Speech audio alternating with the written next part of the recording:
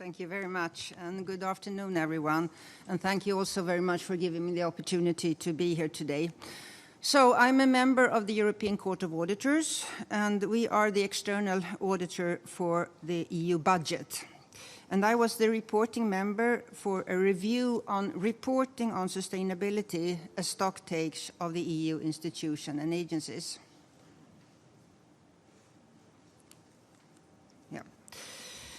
Why did we do this review? I think there were three main reasons. The EU has clearly committed to implement the SDGs, and also the concept of sustainability is very clearly anchored already in the treaties. Another issue is that in 2018, this was the first year where large public interest entities within the EU member states were obliged to publish sustainability-related information according to the EU directive. And thirdly, I think there is a widespread recognition that more is to be done, and I think sustainability reporting really can help to turn commitments into accounts. So our main review question was, what is the status of reporting on the achievement on the SDGs at EU level and sustainability reporting by individual EU institutions and agencies? The EU level means that we looked at the EU budget and the EU policy. We did not examine the EU member states individually. And the EU budget is around 1% of the gross national income of all member states. But I think it's important to underline that the EU also goes beyond its budget because it makes policies that member states have to implement. We looked at the EU institutions, like the European Commission, but we also looked at the EU agencies, and all in all, we examined 53 different supra-organization EU institutions, for example, the European Central Bank and the European Investment Bank. And we had two starting points. The first was, of course, the agenda, and that the EU and the member states are fully committed. So I think one would expect that this should also be part of the performance reporting. And for me, I think it's important to say that sustainability reporting is really about good performance reporting. The other starting point was the EU directive, as I mentioned, that EU laws require certain large companies to report on sustainability, and the 2018 was the first year they had to publish. And today, 7,400 listed companies, bank, insurance companies, and others with more than 500 employees are obliged to do this reporting. So I think it's reasonable to ask the question, is EU leading by example? An important question is, of course, what do we mean by a sustainability report? According to this directive, sustainability reporting requires reporting on environmental, economic, and social impact of an organization. And this could be done in relation to the SDGs, but it could also be done in another way. But these three aspects should always be covered. And I think it's important also to say that the reporting is used, of course, for decision makers within the organization, within the stakeholders, but also for accountability.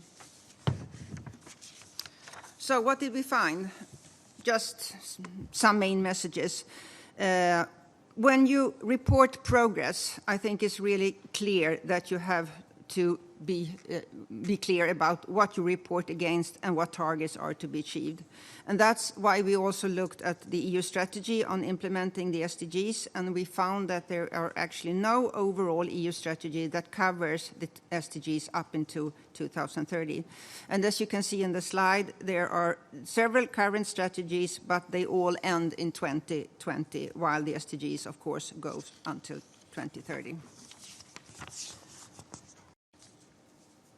We also looked, of course, what the Commission has done or not done, and I think it's fair to say that recently the European Commission has made steps in the right direction also after repeated calls by the legislators, both from the European Parliament but also from the European Council.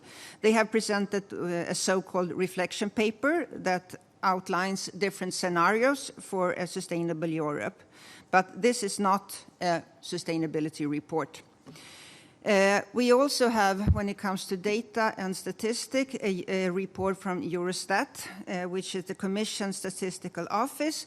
They present information and trends relating to the SDGs, largely based on statistical data from the member state.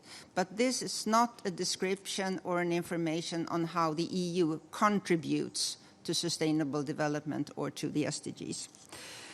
And of course, there are a lot of performance reporting in the EU. And I think given the EU's commitment to SDGs and sustainability, we would expect that the Commission does report on it. At present, the Commission has not integrated reporting on SDGs in its performance reporting framework, and it does not today measure the contribution of the EU budget. There is one exception, and that is the area of external action, that is development aid. And here you can see that the Commission is adapting its performance reporting system to measure contributions to SDGs. We had a discussion on this. It could be a mirror of what is also happening in very many member states in the European Union, that the SDGs are sort of handled in the foreign ministers. Also maybe an indication that it's still seen that the SDGs is something for countries outside the EU. But I think there is a good example when it comes to reporting on the external action, and that could also be an example to show other areas. When it comes to the individual reporting from the EU institutions and agencies, we in all looked at 53 different organizations, and 2 EU bodies publish sustainability reports today, the European Investment Bank and also the European Intellectual Property Office. And I think it's very clear that European Investment Bank, acting also in the financial market, for them it has been natural to start with this very early. Because talking also about the directive from the EU, that was very much driven by the demand for investors, the demand from the financial market, that they want the companies, the big companies, the insurance companies, the companies in the financial sector, to sort of describe and give information about what are the sustainability risks. Because I think in the private sector, more and more companies, more and more investors realize that sustainability risks are also financial risks. So to conclude, no reporting from the Commission, and out of 53 bodies, 2 agencies and institutions do sustainability reporting. And of course, one could ask, why is this the state of affairs? I think it's very important to say that sustainability reporting, that is really looking at the end of a process. And we found that many of the prerequisites to make a report is not yet in place.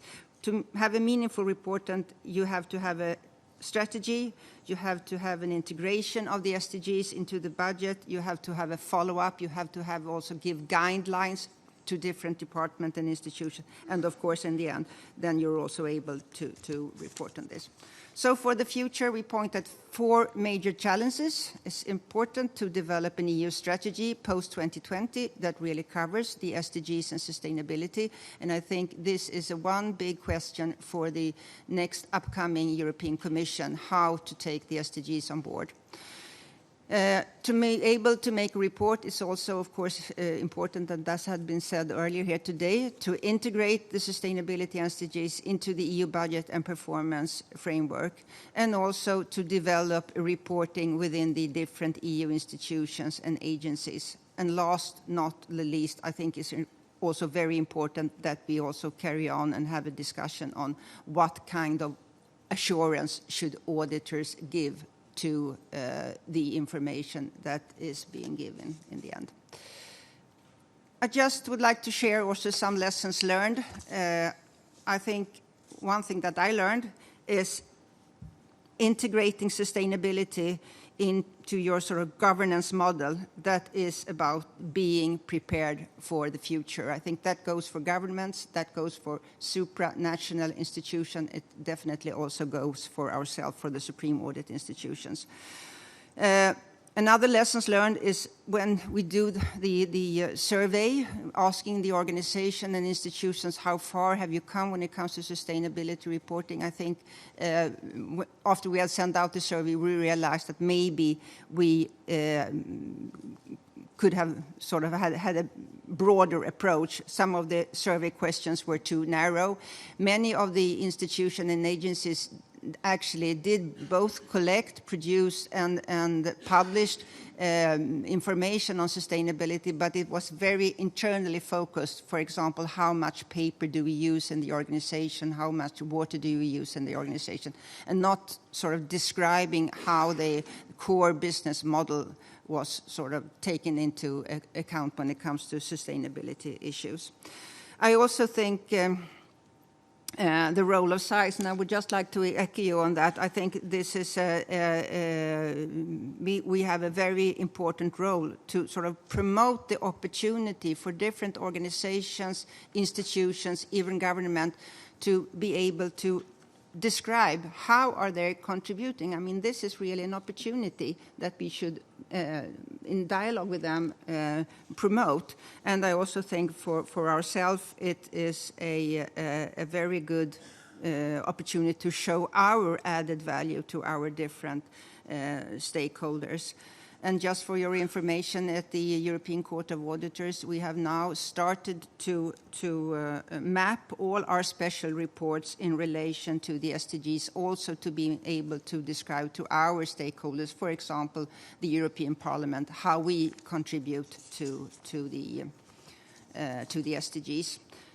Just one last slide on the sustainability reporting forum. This was a conference which we did in the midst of June this year, where we brought together both from private and public sector to start the debate on how to bring forward the sustainability reporting, but also the role of auditors. And I think we should all be aware that this is also a very ongoing discussion within the private audit sector. What kind of assurance? What about liabilities? How far can we go when it comes to sort of materiality? What is in the reports of sustainability reporting, but what is also not in the report? So I think this is a challenge, and I think it's very important that all supreme audit institutions engage in this important discussion. So thank you very much for your attention.